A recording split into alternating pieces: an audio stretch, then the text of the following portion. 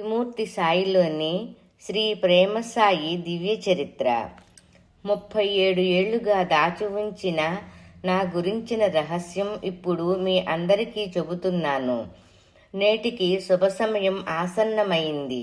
భగవాన్ శ్రీ సత్యసాయి బాబా వారు 1963వ సంవత్సర గురు పౌర్ణిమ దివ్య సందేశములో తమ రాబోవు అవతారం గురించి ప్రకటించారు. శివుడు భరద్వాజ మహర్షికి తాను 3 సార్లు ఆయన గోత్రములో అవతరిస్తానని వరమిచ్చాడు.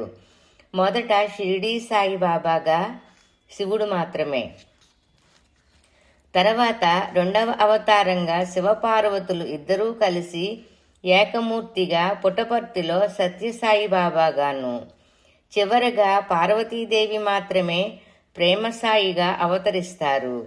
ఈ ప్రేమసాయి అన్న మాట శ్రీ సత్యసాయి బాబా వారి చిన్నతనము నుండి పదే పదే వినవస్తున్నదే.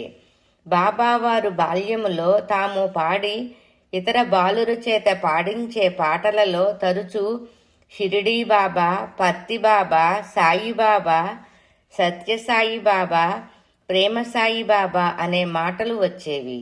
కానీ వాటిని గురించి ఎవరూ పట్టించుకునేవారు కాదు. సత్యసాయి బాబా వారు పాత మందిరములో ఉండే రోజుల్లో ఒకసారి భక్తులు తమలో తాము బాబావారు పలికే షిరిడీ సాయిబాబా గురించి తర్కించుకోసాగారు. కొందరు షిరిడీ సాయి ఉండేవారని అంటే మరికొందరు అట్లా కాదు, స్వామి ఊరికే హాస్యం చేస్తున్నారని అన్నారు. అటుగా వెళుతున్న స్వామి అవునవును, అప్పటి షిరిడీ బాబాయే కాదు, ఇంకో ప్రేమసాయి బాబా కూడా రాబోతున్నారు అంటూ అక్కడ నుంచి వెళ్ళిపోయారు. శ్రీ సాయినాథాయ నమః.